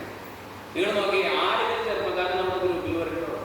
ഏത് കൂട്ടാക്കി നടത്തില്ല, എവിടെ പോയിട്ട് നമ്മുടെ ഈ കാലഘട്ടം ആരുണ്ടാവും? ഈ പാറ്റേൺ കൊടുത്തിട്ടോ, സുവിശേഷ സന്ദേശം ശരിക്കും കൊടുത്തിട്ടോ? ശരിക്കും ആളുകളിൽ അത് ജ്വലിക്കണം. ആളുകൾ, ഞാൻ എൻ്റെ കുഞ്ഞുങ്ങളെ കാറ്റഗിസം പഠിച്ചു വരുമ്പോൾ ഞാൻ ചോദിക്കും, കുർബാന കഴിഞ്ഞ് വരുമ്പോൾ ഞാൻ ചോദിക്കും, ഇന്ന് അവർ വൈകുന്നേരം പോകുന്ന മഠത്തിൽ ഞാൻ കുർബാന കഴിഞ്ഞ് വരുമ്പോൾ ചോദിക്കും, ആയിരം 10ാം ക്ലാസ്സിൽ ആയിരം ഇന്ന് വായിച്ച സുവിശേഷം ഏതാ? പണ്ട് പറഞ്ഞേ കൃത്യം പറയും. ഇമ്മാനുവേൽ 8ാം ക്ലാസ്സിലാണ്, ഇന്ന് വായിച്ച സുവിശേഷം ഏതാണ്? അച്ഛാ ഇന്ന് വായിച്ച സുവിശേഷം കൃത്യം പറയും. അതിൻ്റെ അർത്ഥം മനസ്സിലായോ? മനസ്സിലായവർ പറയും, മനസ്സിലാവുന്ന ബാക്കി പറഞ്ഞു. കുട്ടിയുടെ ഉള്ളിൽ പഠിക്കണമെന്ന് ദൈവവചനം പഠിക്കണം. കാപ്പി പഠിപ്പിച്ച് തോട്ടയിൽ വെച്ചാൽ പാടുമോ? ഇതുപോലെ ദൈവവചനം മനസ്സിൽ അറിയണം. ചൂടടയാളം പോലെ പറയും. അതിൻ്റെ ഇമ്പോർട്ടൻസ് മനസ്സിലാക്കണം. അത് കിട്ടിയില്ലെങ്കിൽ ആളുകൾ അനുഗ്രഹത്തിന് വേറെ വഴികളൊക്കെ തരും. അനുഗ്രഹത്തിന് ഇതാണ് വഴി. ഇതാണ് ഇതിൻ്റെ കോർ മെസ്സേജ്. ഇതാണ് ഇതിൻ്റെ ഇന്നർ കോർ. ഇതാണ്. ഇത് കളഞ്ഞു ജനങ്ങൾ ആളുകളോട് പറയും, ഈ ടൗണിലേക്ക് കാട്ടിൽ ജീവിക്കുന്ന ആൾക്കാരാണ്, ഇതൊന്നും പറയാം, കാട്ടുമുപ്പന്മാരോ കാട്ടിൽ ജീവിക്കുന്ന ആൾക്കാർ. അതൊരാൾ നാട്ടിലേക്ക് വരുന്നത്, എന്താ പരിപ്പോ പയറോ മേടിക്കുന്നു. അപ്പോൾ അയാൾ നോക്കിയപ്പോൾ ഈ മനുഷ്യൻ നാട്ടുമ്പുറത്ത് ആളുകൾ പൈപ്പിൽ നിന്ന് തിരിക്കുന്നു വെള്ളം വരും. പിന്നെ ആവശ്യം നമുക്ക് അടച്ചു വരും. അപ്പോൾ അയാൾക്ക് തോന്നി ഇതുപോലത്തെ ഒരു കൊത്തറാമണ്ടി നമ്മുടെ കാട്ടിലുണ്ടായിരുന്നു. വേനൽക്കാലത്ത് മലയിലൊക്കെ വെള്ളത്തിൽ ക്ഷാമം വരുമ്പോൾ ഇത് വരെ മതിയോ? ആൾ വിദഗ്ധമായിട്ട് ആരും കാണാതെ പൈപ്പ് കുടിച്ച് ടവറുള്ള ന്യൂസ് പൊതിഞ്ഞ് ആൾ കൂടി കാട്ടിലേക്ക്. എന്നിട്ട് കാടിനുള്ളിൽ ഒരു മരത്തിൽ കാട്ടുപള്ളിയിൽ കെട്ടി വെച്ചു. മൂപ്പനോട് പറഞ്ഞു, പേടിക്കട്ടെ, വേനൽക്കാലത്ത് പേടിക്കട്ടെ, ഞാനിത് കുന്തറാമട്ട് വെച്ചിട്ടുണ്ട്. അങ്ങനെ പൗർണമിയുടെ ദിവസം തന്നെ, പൂർണ്ണചന്ദ്രനുള്ള ദിവസം, കാട്ടുമുമ്പ് അവിടുന്ന് കാട്ടിലെല്ലാ സ്ത്രീകളൊക്കെ ഒരുമിച്ച് കൂടി ഒരു വന്നു പ്രത്യേക സ്വരത്താക്കി വന്നു. മൂപ്പൻ തന്നെ കാണാൻ ചെയ്യുന്നു പറഞ്ഞു, ഇത് തുറന്നാൽ പിന്നെ വേണ്ടതിൻ്റെ സംഗതിയെ പറഞ്ഞു. മൂപ്പൻ തുറന്നു. ഇതാണ് ഇന്നത്തെ കരിസ്മാറ്റിക്കാരുടെ അവസ്ഥ. വട്ടാഴ്ചയുടെ അടുത്ത് കൊണ്ടുപോയി അവിടെ പോയി ഒരു ടാപ്പ് കൊണ്ടുവന്നു. ഡൊമിനിക്കച്ചൻ്റെ അടുത്ത് പോയി ഒരു ടാപ്പ് കൊണ്ടുവന്നു. പിന്നെ ഇവിടെ ഉടമ്പടി എടുക്കാൻ പോയി. അപ്പോൾ 2-3 ടാപ്പ് കൊണ്ടുവച്ചു. ഉടമ്പടി കൊണ്ടുവച്ചു. ഈ ടാപ്പിൻ്റെ പുറകിൽ വേറെ ചില സംവിധാനങ്ങളുണ്ട്. ഒരു മോട്ടർ വേണം, ഒരു ഫുട്ബോൾ സിസ്റ്റം വേണം, കറണ്ട് വേണം, വെള്ളം വേണം. എന്നാലും ടാപ്പ് പറഞ്ഞു കൊണ്ടുപോകാൻ വെള്ളം വരും. അപ്പം ഞാൻ ഇതിൻ്റെ ടാപ്പിൻ്റെ പുറകിലുള്ള സംവിധാനങ്ങൾ ഞാൻ പറയാം. അത് മനസ്സിലാക്കി കിട്ടിയ ഒരു ചുറ്റും ഓടേണ്ട കാര്യമില്ല. ഇതാണ് നമ്മുടെ കൂട്ടായ്മ ആളുകളെ ധരിപ്പിക്കുന്നത്. അത് മനസ്സിലാവാത്തിടത്തോളം കാലം ആളുകൾ നേട്ടോട്ട് കൊടുക്കും. ടാപ്പിന്റെ പുറകിലെ സംവിധാനത്തെ കുറിച്ച് മനസ്സിലാക്കാം. അതിലുള്ള മനസ്സിലാക്കാൻ വീട്ടിലേക്ക് പോകും. അങ്ങനെയുള്ള ആളുകൾ പഠിപ്പിക്കാൻ പറ്റും. ഒരാളെ കാണിക്ക് വീടൊന്നും സംശയമില്ല. കസേര കൈപ്പിടിക്കാത്ത കാര്യം പേടി. അവസാനം പറയും, നമ്മൾ അതെന്ത് ഒരു പിശാച് വന്നു അന്ന് പ്രസംഗിച്ചത് കൊല്ലൂർ ആശുപത്രിയുള്ള ആൾക്ക് കുഴപ്പമില്ല, എവിടേക്കും പറഞ്ഞു സമയത്ത് 10 മിനിറ്റുള്ളൂ. അപ്പോൾ അതുകൊണ്ട് അധികം പറയാനും സമയമില്ല. അപ്പോൾ ഞാൻ അതെല്ലാം പറയാൻ പറ്റത്തില്ല. അപ്പോൾ അതിൻ്റെ പുറകിലുള്ള വിഷയങ്ങളെ കുറിച്ച് ശരിക്കും മനസ്സിലാക്കണം. ആ ശരിക്കും മനസ്സിലാക്കി കിട്ടിയാണല്ലോ എന്ത് സുഖമാക്കി. അത് ധാരാളം ആളുകൾക്ക് മനസ്സിലായി. അത് എന്താണ് ഈ ടാപ്പിൻ്റെ പുറകിൽ ഈ ദൈവത്തിൻ്റെ കൃപയുടെ സംവിധാനങ്ങളെ കുറിച്ച് അതായിരുന്നു അപ്പോസ്തലന്മാർ പ്രസംഗിച്ചുകൊണ്ടിരുന്നത്. അത് മാത്രമാണ് പ്രസംഗിച്ചുകൊണ്ടിരുന്നത്. കാലാന്തരത്തിൽ അത് പറയണ്ടായി ടാപ്പിൻ്റെ ചുറ്റുകൾ. മനസ്സിലായോ പറയുന്നത്? അവ എന്താണ് അവർ പറഞ്ഞുകൊണ്ടിരുന്നത്? പുതിയ ദൈവത്തിൻ്റെ വിഷയം നോക്കൂ. യോഹന്നാൻ എഴുതിയ സുവിശേഷം എത്ര സമയം അല്ല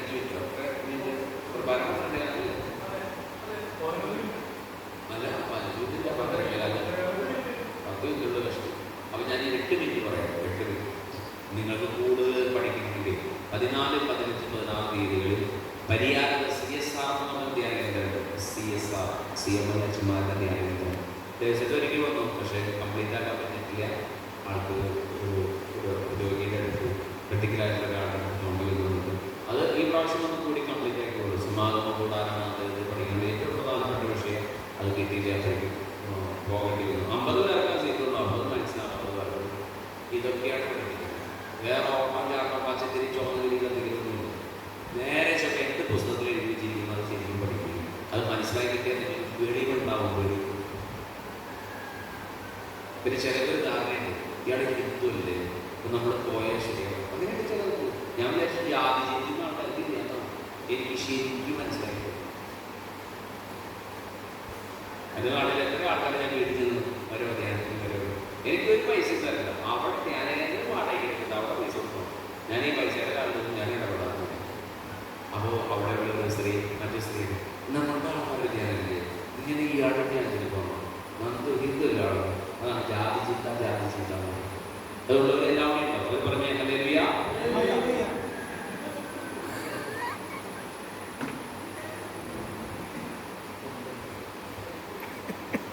അറിയാണ്ട് പറഞ്ഞല്ലേ, അറിയാണ്ടാണോ പറഞ്ഞു. എന്നൊക്കെ പറയാം പൂക്രി എന്നാണ്. പൂക്രി എന്ന് പറഞ്ഞാൽ പൊതു ക്രിസ്ത്യാനി. നിങ്ങളാണെങ്കിൽ ആ പൂക്രി അതിപുരാതന ക്രിസ്ത്യൻ. ആ പൂക്രികളും പോക്രിയല്ല, പൂക്രി. അപ്പൊ എന്താണ് നമ്മൾ മനസ്സിലാക്കുന്നത്? പുതിയ നിയമത്തിന്റെ ഉപദേശം യേശുക്രിസ്തു പഠിപ്പിച്ചത്, അപ്പോസ്തലന്മാരെ പഠിപ്പിച്ചത് ദൈവത്തിന്റെ കൃപയെ കുറിച്ചാണ്. എടുക്കൂ യോഹന്നാന്റെ സുവിശേഷം 1:17, പേജ് നമ്പർ 134. Page number 134. ഇന്നത്തെ ഓൺലൈൻ ക്ലാസ്സിലേക്ക് ലിങ്ക് ഡേവ്സെറ്റിലേക്ക് ഉള്ള ലിങ്ക് കൊടുക്കുന്നതാണ്. ഇന്ന് വൈകുന്നേരം ഒരു ഓൺലൈൻ ക്ലാസ് ഒക്കെ പഠിക്കും. 9 മണി പഠിക്കും, 10:15 വരെ കൊടുക്കാമോ? ഡേവ്സെറ്റിനോട് ചോദിച്ചത് രാത്രി 9 പഠിക്കും, 9 10 മണി 10:15 വരെ 1:15 മണിക്കൂർ ക്ലാസ്. നിങ്ങൾക്ക് എല്ലാ മാസം പഠിക്കുന്നതാണ്. അപ്പോൾ ഓരോ പുതിയ വിഷയങ്ങൾ ഞാൻ പഠിക്കും. എനിക്ക് 5 ബാച്ചായിട്ട് ബൈബിൾ പഠിക്കുന്ന 5 ബാച്ച്. ഇതുമാത്രമാണ് 5 വർഷത്തിൽ പഠിക്കുന്നത്. ഇത് നന്നായിട്ട് പഠിച്ച ആൾക്കാരാണ്. ഓരോ പുസ്തകങ്ങളായിട്ട് പഠിക്കുന്നത്. രാത്രി ലേഖനം കഴിഞ്ഞു, എഫേസ്യ ലേഖനം കഴിഞ്ഞു, ഫിലമോന ലേഖനം കഴിഞ്ഞു, പഴയ നിയമത്തിൽ ധാരാളം പുസ്തകങ്ങൾ കഴിഞ്ഞു. ആളുകൾ വിചാരിക്കുന്ന വളരെ സുഖമായിട്ട് ആത്മീയതയിൽ തങ്കത്തില്ല, ദൈവജനത്തിൽ വ്യവസ്ഥകളുണ്ട്. ഈ അടുത്താണ് നമ്മുടെ ബാങ്കിൽ ഒരു ബംഗാളി ആധാരം കൊടുത്തിട്ട് ബാങ്ക് മാനേജർ പറഞ്ഞു 2 ലക്ഷം വായ്പ കൊടുക്കുന്നു. അപ്പോൾ മാനേജർ പറഞ്ഞു ആധാർ പോരാ, ആധാരം വേണമെങ്കിൽ. അപ്പോൾ ആള് പറഞ്ഞു, ബംഗാളി പറഞ്ഞു ആധാരം ഇല്ല, ആധാരം ഉള്ളൂ. ആധാരമൊക്കെ ബാങ്കിലുണ്ടോ? ബാങ്ക് പറയുന്ന ഡോക്യുമെന്റ്സ് കൊടുക്കട്ടെ, എന്നാലേ ലോൺ പാസ് ആവും. ഇതുപോലെ കർത്താവ് നമ്മളിന്ന് ആവശ്യപ്പെടുന്ന ചില കാര്യങ്ങൾ അതായിട്ട് നല്ല അനുഗ്രഹം പ്രാർത്ഥനയ്ക്കുള്ളൂ. ആധാരം മാത്രം പോരാ. എന്തൊക്കെയാണെന്നുള്ളത് നമുക്ക് ചേച്ചി വീഴാൻ പഠിച്ചുകൊണ്ട് ക്ലാസ് എനിക്ക് പേടിയുണ്ട്. അവർക്ക് അപകടമാക്കി വെക്കുന്നതാണ്. ചേർന്ന് പറഞ്ഞ ഹല്ലേലൂയ. മാത്രമല്ല വചനം കേൾക്കുമ്പോൾ ഇങ്ങനത്തെ ഒഴുകുമാണ്. ആളുകൾ പിടിച്ചു ഉണർത്തി മോഹം കഴിച്ച് പറഞ്ഞു കൊടുക്കണം. അതാണ് വീട് വന്നത്. അപ്പൊ ഇത് പിടിച്ചിരുന്ന പറ്റില്ല. പിന്നെ പിശാചം നിർത്തിയിരിക്കില്ല. യോഹന്നാൻ 1:34 സോറി 17, പേജ് നമ്പർ 134. വായിച്ചത് 17-ാം വാക്യം. എന്തുകൊണ്ടെന്നാൽ നിയമം മോശ വഴി നൽകപ്പെട്ടു, കൃപയും സത്യവുമാകട്ടെ യേശുക്രിസ്തു വഴി. ഒന്നുകൂടെ വായിച്ചേ. എന്തുകൊണ്ടെന്നാൽ നിയമം മോശ വഴി നൽകപ്പെട്ടു, കൃപയും സത്യവുമാകട്ടെ യേശുക്രിസ്തു വഴി ഉണ്ടായി. 2 ആളുകളുടെ പേര് അവിടെ പറയുന്നു. യോഹന്നാൻ 17. ആരുടെ പേരാ? ഒന്ന് മോശയുടെ പേര്, ഒന്ന് യേശുവിന്റെ പേര്. മോശ വഴി എന്ത് കിട്ടി? യേശു വഴി എന്ത് കിട്ടി? കൃപയും സത്യം. കൃപാന്ന് മാത്രം മനസ്സിലാക്കുക. ബാക്കിയുള്ള പറയുന്ന കുറെ ഇതിന്റെ പറഞ്ഞ രീതിക്ക് ഞാൻ അവസാനിപ്പിക്കാൻ പോവാം. അപ്പോൾ മനസ്സിലാക്കിയോ? നമ്മൾ മനസ്സിലാക്കേണ്ടത് നിയമത്തെ കുറിച്ചല്ല, പിന്നെയോ കൃപയെ കുറിച്ചാണ് മനസ്സിലാക്കുന്നത്. യേശു വഴി എന്താ കിട്ടിയേ? കൃപ. ഇത് 2000 വർഷം ഉദ്ഘാടനം ചെയ്ത. എന്നിട്ട് ഇതുപോലെ ആളുകൾ പാടുന്ന പാട്ടതാ സീനായി മലയിൽ കർത്താവ്. സീനായി മലയിൽ ഈ മലയ്ക്ക് കൊണ്ടുവന്നു. ഏത് മലയ്ക്ക്? കാൽവരി മലയ്ക്ക് ആൾക്കാരെ. അവിടെയാണ് കൃപയുടെ പ്രവാഹം. യേശുവിൽ നിന്നാണ് കൃപ വരുന്നത്. സീനായി മലയിൽ നിന്നല്ല. ആളുകൾക്ക് അവിടേക്ക് പോകാൻ ഇഷ്ടം. എല്ലാത്തിനും അവിടെ കുറിച്ച് ഈ മലയിൽ ഏത് മലയിൽ? കാൽവരി മലയിൽ. യേശുവിൽ നിന്ന് മനുഷ്യന് കിട്ടുന്ന എന്താണ്? കൃപ. ആ കൃപ എന്താണെന്ന് പഠിക്കണം. ആ കൃപ എങ്ങനെ കിട്ടാൻ പഠിക്കണം. അപ്പോഴാണ് നമ്മൾ അനുഗ്രഹിക്കുന്നത്. അത് ഒരു 2 മിനിറ്റോട് 3 മിനിറ്റോടൊന്നും പറയാൻ പോയി. അപ്പോൾ ഇത് തുടരും. എങ്കിലും എന്നെ വിളിച്ചാൽ ഒരു മണിക്കൂറൊക്കെ കഞ്ഞിക്കറിയൊക്കെ വയ്ക്കാൻ പറ്റുന്നു. സാധാരണ കഞ്ഞിക്കറി വയ്ക്കാം. പക്ഷേ ആഴത്തിലേക്ക് ഇറങ്ങി സമയം പിടിക്കും. അതുകൊണ്ട് കൃപയാണ്. ഒരൊറ്റ വാക്ക് പറഞ്ഞിട്ട് ഞാൻ നിർത്തുന്നു. യാക്കോബായക്കാരുടെ പ്രാർത്ഥനയിൽ ഇങ്ങനെ പ്രാർത്ഥനയുണ്ട്. കർത്താവേ, നിന്റെ കൃപാ സമുദ്രം പോലെയും ഞങ്ങളുടെ പാപങ്ങൾ ഒരു തുള്ളി ചെളി പോലെയുമാണല്ലോ. ഒരു തുള്ളി ചെളിക്ക് സമുദ്രത്തെ കലക്കാനാവില്ലല്ലോ. ഒന്നുകൂടെ ശ്രദ്ധിക്കൂ. കർത്താവേ, നിന്റെ കൃപ സമുദ്രം പോലെയും ഞങ്ങളുടെ പാപങ്ങൾ ഒരു തുള്ളി ചെളി പോലെയുമാണല്ലോ. ഒരു തുള്ളി ചെളിക്ക് ഈ സമുദ്രത്തെ കലക്കാനാവില്ലല്ലോ. നമ്മുടെ പാപം എത്ര വലുതാണെങ്കിലും കവിയുടെ സമുദ്രത്തിന്റെ അടുത്ത് എന്തുള്ളൂ? തുള്ളി ചെളി പോലെ. അതേ പ്രാർത്ഥന നമ്മുടെ കുർബാനയിൽ പറയും. ഏതാണ്? കർത്താവ് തന്റെ കൃപാസമുദ്രത്തിൽ നമ്മുടെ പാപക്കറ കഴുകിക്കളയട്ടെ. കൃപാസമുദ്രം ഇതൊക്കെ എന്ത് മാത്രമാണ്? പറയൂ. സമുദ്രം. പാപം എന്ത് മാത്രമുള്ളൂ? മാനവങ്ങളാണെങ്കിലും ഇതുകൊണ്ട് സമുദ്രത്തിലുള്ള കാണാൻ കഴിയുന്നത് എന്തിനാശ്വാസ പ്രാർത്ഥനയാണ്? കൃപയുടെ സമുദ്രത്തിലേക്ക് പോകണം. അതിന് ആളുകൾ പറഞ്ഞു പഠിപ്പിക്കുന്ന ഈ നിന്റെ അപ്പനും അപ്പൂപ്പനും ചെയ്തൊക്കെ അനുഭവിക്കാണ്ട് ഇവിടെ പോവില്ല. എൻ്റെ വീടിൻ്റെ കന്നിമൂലയ്ക്ക് അണക്കപ്പൂസ്, അതുകൊണ്ട് വീട്ടമ്മയ്ക്ക് ക്യാൻസർ ഉണ്ടാവും. അതൊക്കെ പഠിപ്പിച്ച വിശുദ്ധ വചനത്തിനെതിരാണ് മാറ്റം പാടിയത്. ഇത് ഞാൻ അവസാനിപ്പിക്കുകയാണ്. ദൈവത്തിലേക്ക് പ്രധാനമായിട്ടുണ്ടാകും. ഒരു വാക്ക് പ്രാർത്ഥിക്കുന്നു. കർത്താവേ, അനുഗ്രഹിക്കപ്പെട്ട ഈ സമയത്ത് നന്ദി പറയുന്നു. തിരുവചനം ഞങ്ങൾക്ക് പകരം നൽകി നന്ദി പറയുന്നു. അവിശ്വസ്തനായ കാര്യസ്ഥന്റെ ഉപമയിലൂടെ കർത്താവ് ഞങ്ങളോട് ഞങ്ങളെ പഠിപ്പിച്ചു. നിത്യകൂടാരങ്ങളിൽ ഞങ്ങൾ സ്വീകരിക്കപ്പെടാൻ ഞങ്ങൾ എങ്ങനെയൊക്കെ ജീവിക്കണം. കർത്താവെ, അങ്ങേ രക്ഷകന്റെ നാമമായി ഹൃദയത്തിൽക്കൊണ്ട് നല്ല സൽക്കർമ്മങ്ങളിൽ കൂടി മുന്നോട്ട് പോകാൻ ഞങ്ങളെ സഹായിക്കണം. അങ്ങനെ നിത്യത സ്വന്തമാക്കാൻ ഞങ്ങളെ സഹായിക്കണം. യേശുക്രിസ്തുവിന്റെ നാമത്തിൽ തന്നെ ആമേൻ.